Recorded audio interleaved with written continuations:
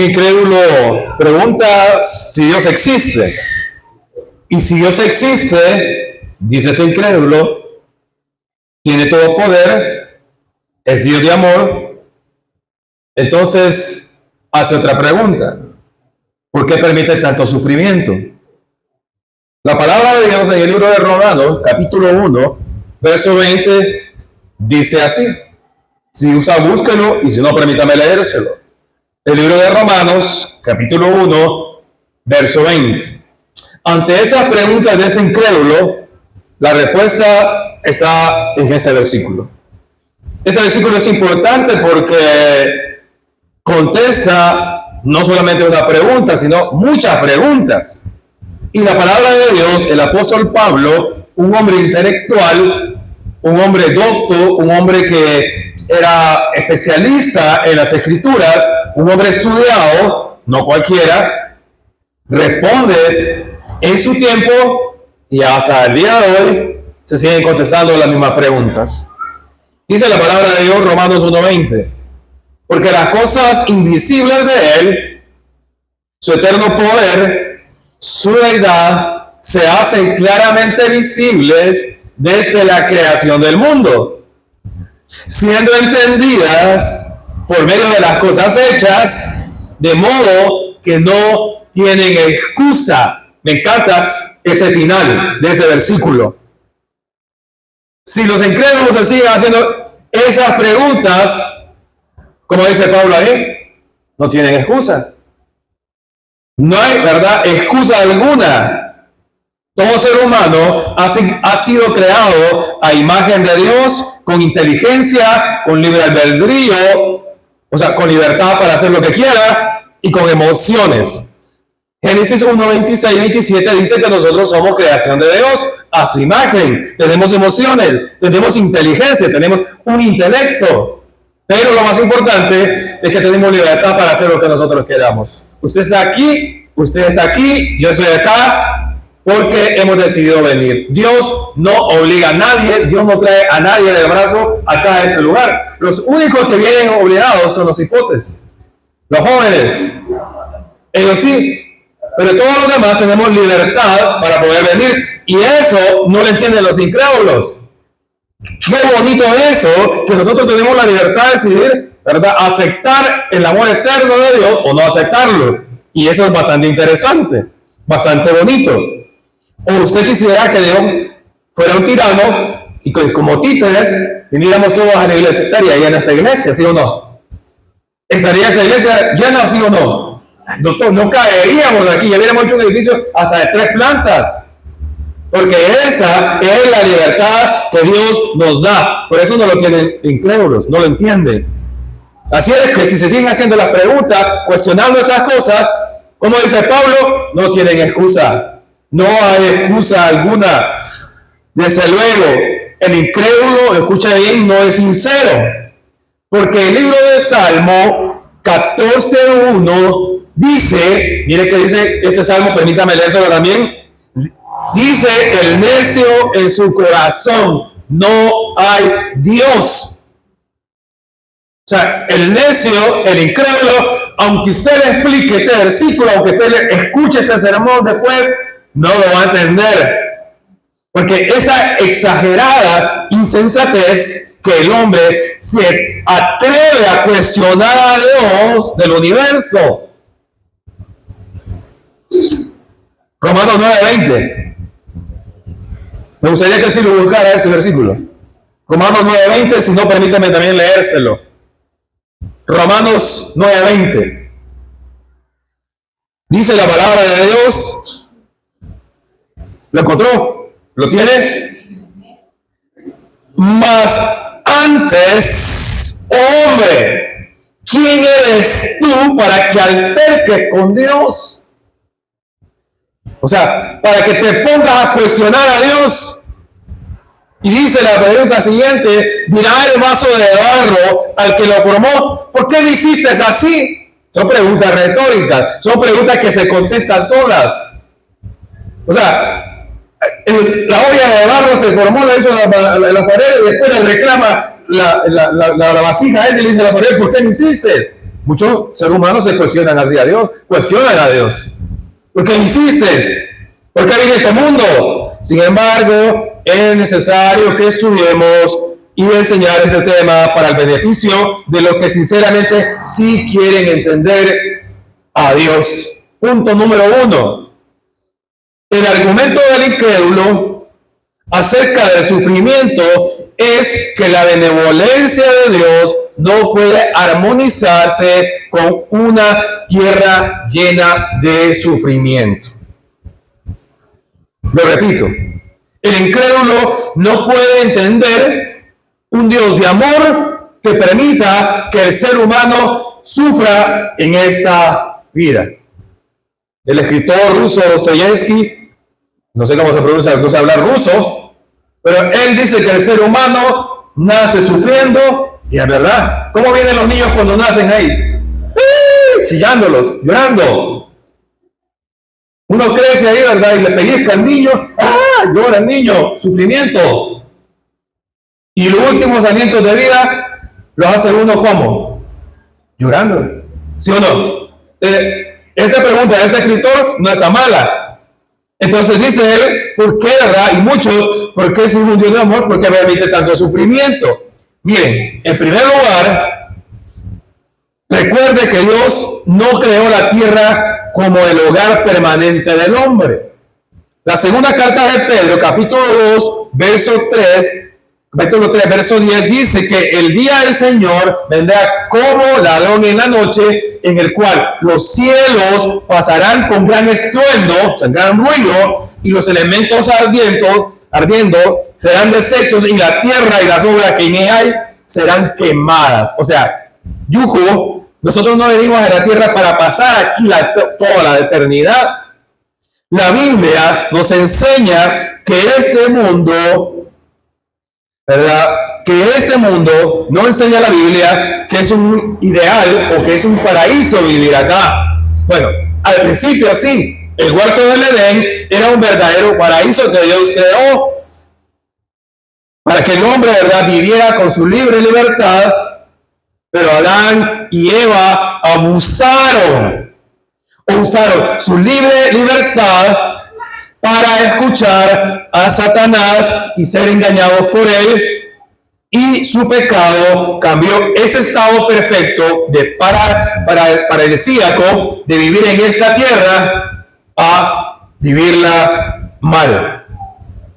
Génesis 3, 17, 18 dice: maldita será la tierra por tu causa, con dolor comerás de ella todos los días de tu vida, espinos y cardos te producirá y comerás plantas de campo. Estas consecuencias, hermanos, del pecado es la fuente de mucho sufrimiento. ¿Usted quiere encontrarle un origen al sufrimiento? El principio, Adán y Eva. Le dio libertad a Dios, pero ellos usaron su libertad para convertirlo en libertinaje. Eso es lo que sucede cuando nosotros le damos libertad a nuestros hijos. Agarrar carro, si tiene carro, o si no tiene carro, agarrar la 218 o agarrar la que pasa aquí, la 236, anda a Metrocentro, y le dice el papá, anda a Metrocentro nada más, pero el hijo después se va a Metrocentro y se va para la casa de un amigo, si es niño, y si es niña se va para la casa de la amiga. O sea, rompe la libertad para convertirla en libre albedrío. Y después pasan desgracias. ¿Y quién es el culpable? Queremos encontrar un culpable, pero nosotros no logramos imaginar, concebir que todo tiene una causa y todo tiene un efecto. Este es un principio de vida que no podemos recriminar. O sea, el sufrimiento que nosotros tenemos en este mundo tuvo una causa y tuvo, ¿verdad?, en este caso, pues, un efecto. El mundo, hermano, está lleno de hombres deshonestos, de hombres crueles, de hombres injustos, de borrachos, de hombres pleitistas, en los cuales me incluyo yo, ¿verdad? Pleitista, me gusta pelear, y sus pecados, ¿verdad?, causan sufrimiento. Para pelear se necesitan dos.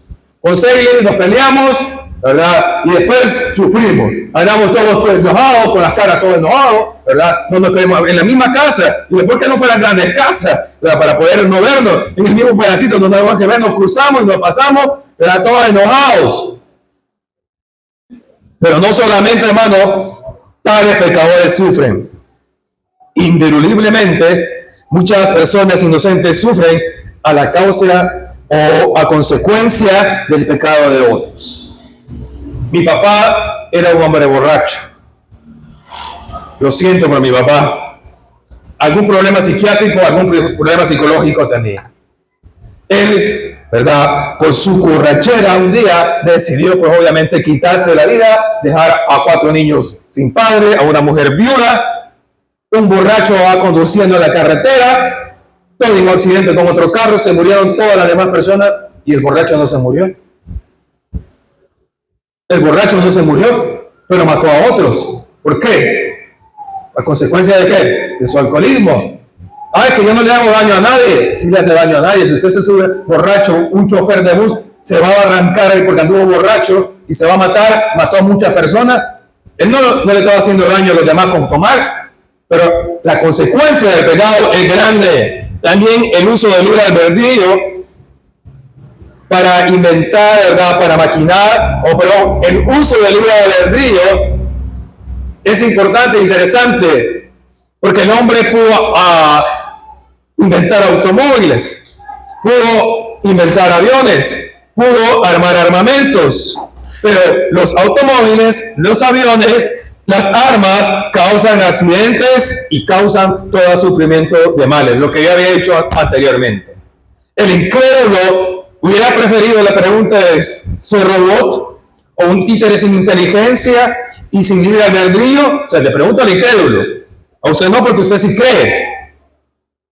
Hay que ser sinceros. Gran parte del sufrimiento en este mundo es la consecuencia del libre albedrío o de la libertad que tenemos. Además, los más fieles sufren. O sea, los fieles sufrimos.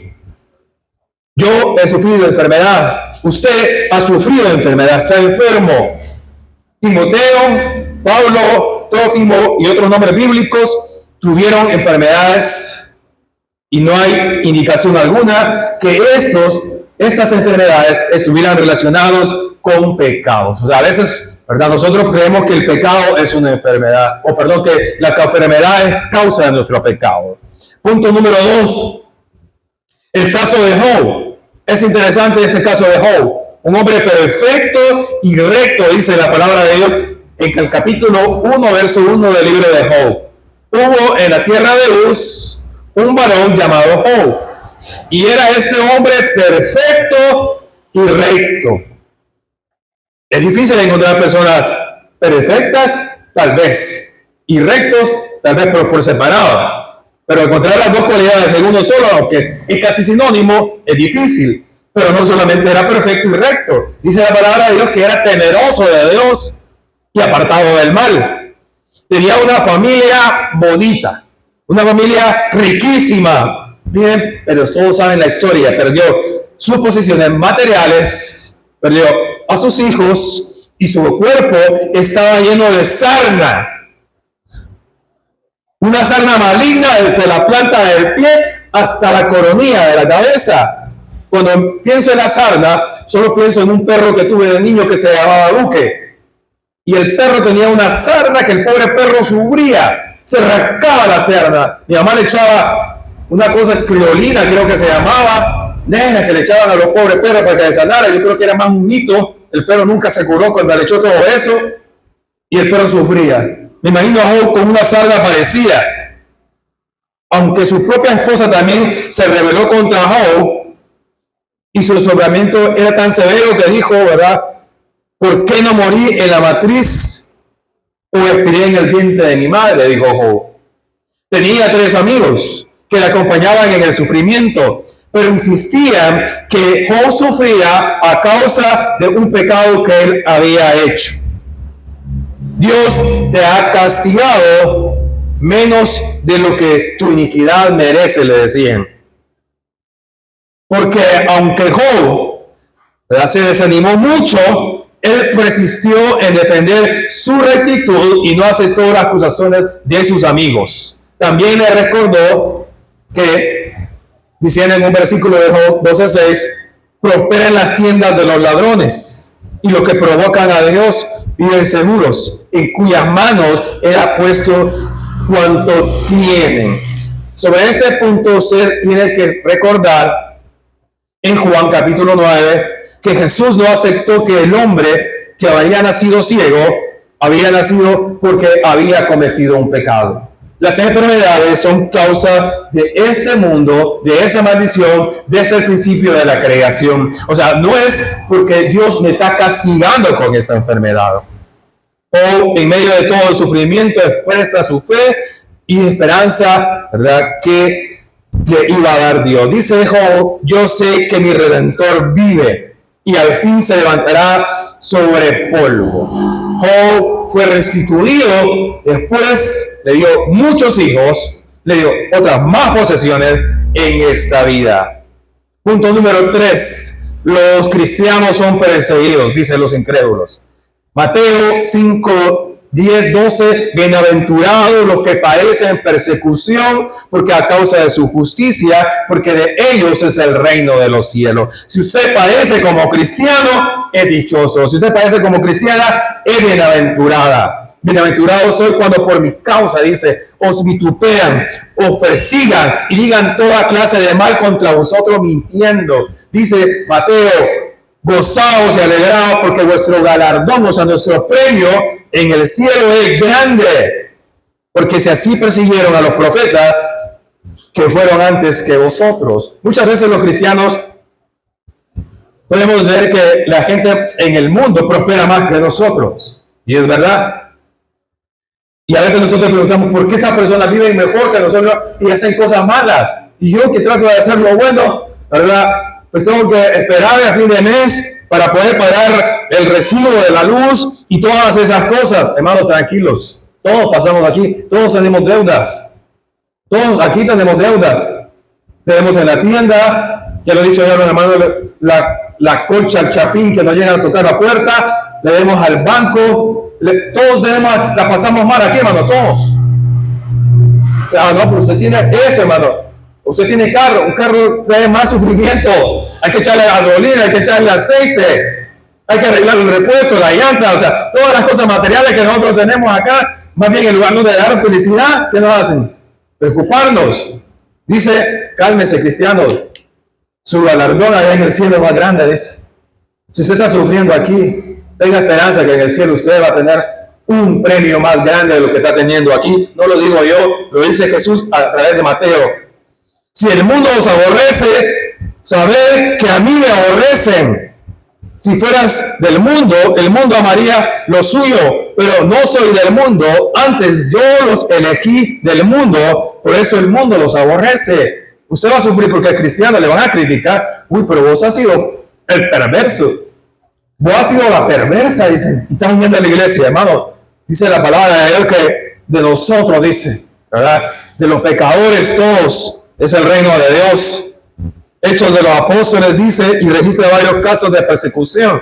Es necesario, dice Hechos, que a través de muchas tribulaciones entremos en el reino de Dios. Y también todos los que quieran vivir piadosamente en Cristo Jesús padecerán persecución. O sea, vamos a sufrir en esta tierra de una u otra manera. Punto número 4. Los beneficios del sufrimiento. O sea, ¿tendrás beneficio de sufrir? Pregunto: ¿para qué permite Dios que los cristianos sufran? ¿Por qué permite Dios que las personas buenas, que queremos hacer lo bueno, suframos?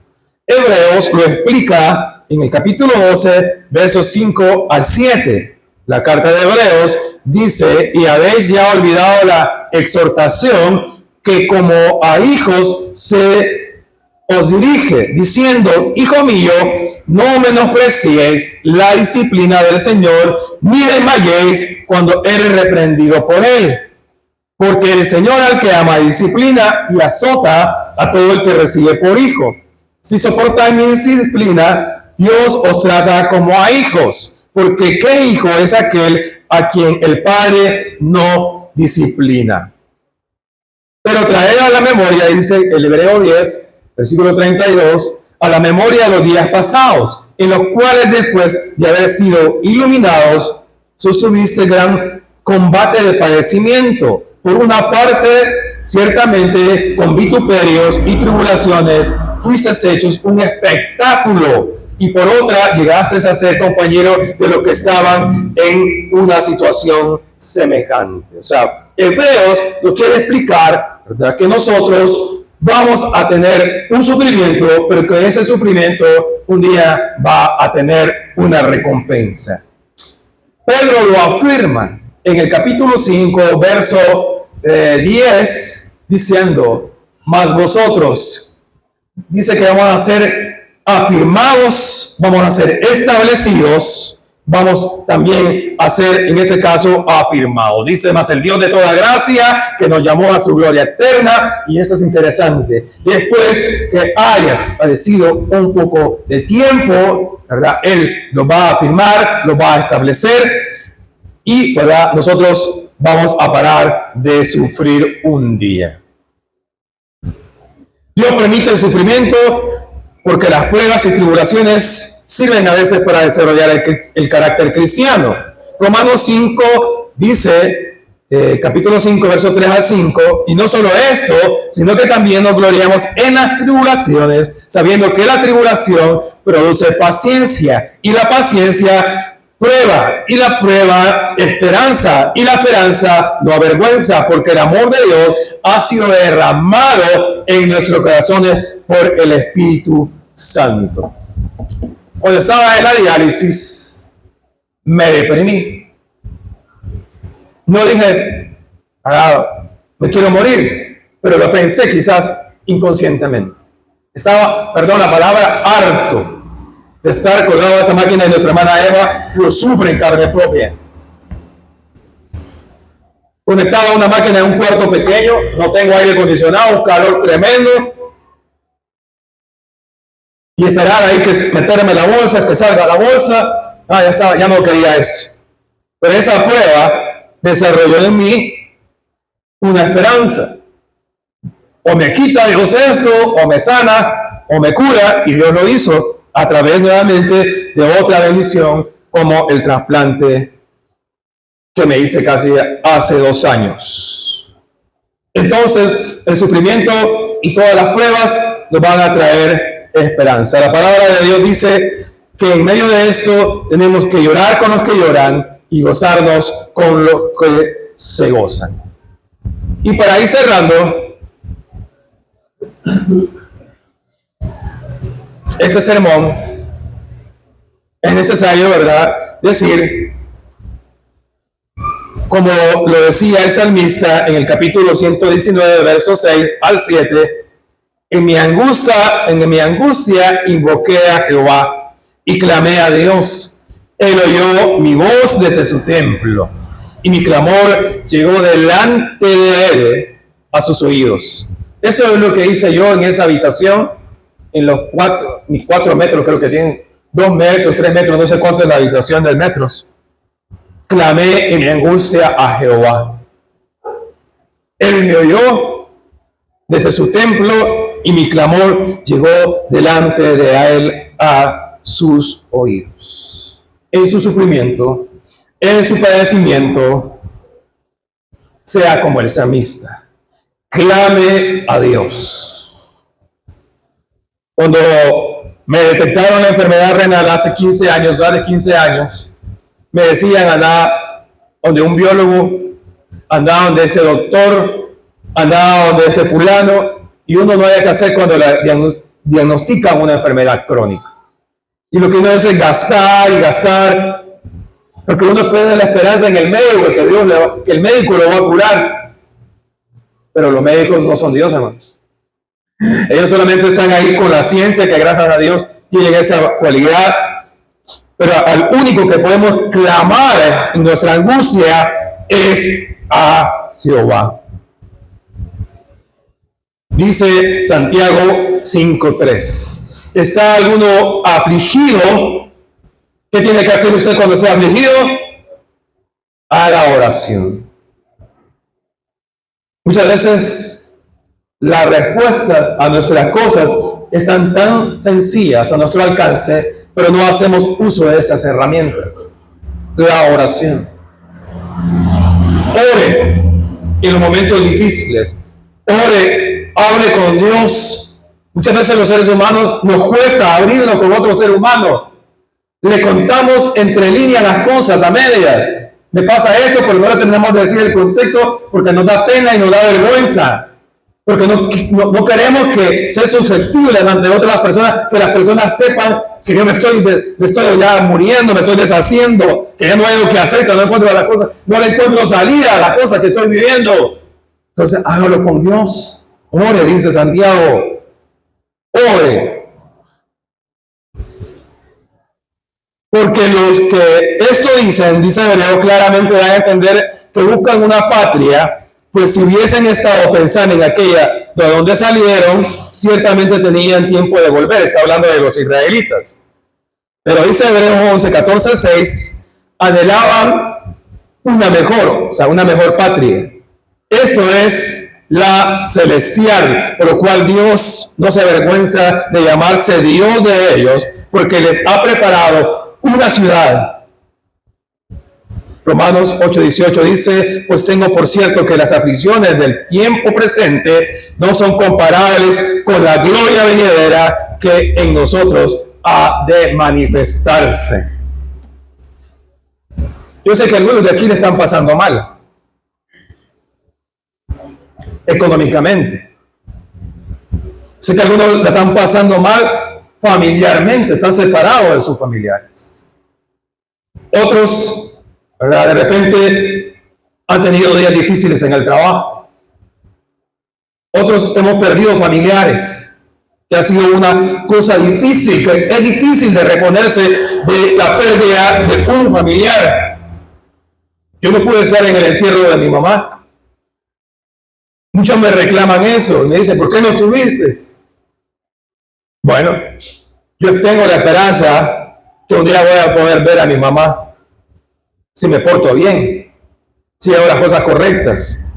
Y dice en Romanos que las aflicciones del tiempo presente no son comparables con la gloria venidera. Dice. O sea, la gloria que viene para nosotros es grande, pero debemos mantenernos firmes y constantes. Es muy cierto que Dios tiene todo poder. Es muy cierto que Dios es todo amor. Pero debemos usar la inteligencia que Dios nos da para conocer o reconocer y respetar el propósito de Dios. Dios nos ha dado uso, ¿verdad?, de libre albedrío para poder hacer lo correcto, para poder acercarnos a Él. Dios creó este mundo y creó al hombre a su imagen para preparar un pueblo especial, un pueblo imitador de Dios, un pueblo que ama a Dios de todo corazón y quiere estar con Dios eternamente en el cielo. Hay un chiste que dice, muchas personas cuando se van para otros países, España, Italia, Estados Unidos, si se fue soltero o soltera y lo llegan al oído las noticias que se van a casar allá en Italia, en España o en Estados Unidos, y uno le pregunta, ¿y te vas a casar? ¿Sí? ¿Y con quién? Con un salvadoreño es. Y uno se pregunta, ¿y por qué no mejora la raza? ¿Por qué no mejora la raza? Es un chiste, ¿verdad? Porque quiero traer esa ilustración diciendo que Dios creó al hombre a su imagen para preparar un pueblo especial. Dios quiere mejorar la raza. Al mejorar la raza, quiere personas que dependamos de Dios, que creamos que Dios sí existe, aunque nosotros no lo vemos físicamente. Pero tenemos que creer porque Dios nos ha dado inteligencia por medio de las cosas visibles y las cosas hechas, dice Romanos. Si usted no quiere creer en Dios, usted no va a tener excusa. No tiene excusa porque usted es un hombre con libre albedrío y con inteligencia. Por eso, ese mundo está lleno de pruebas que son necesarias para llevar a cabo el plan divino.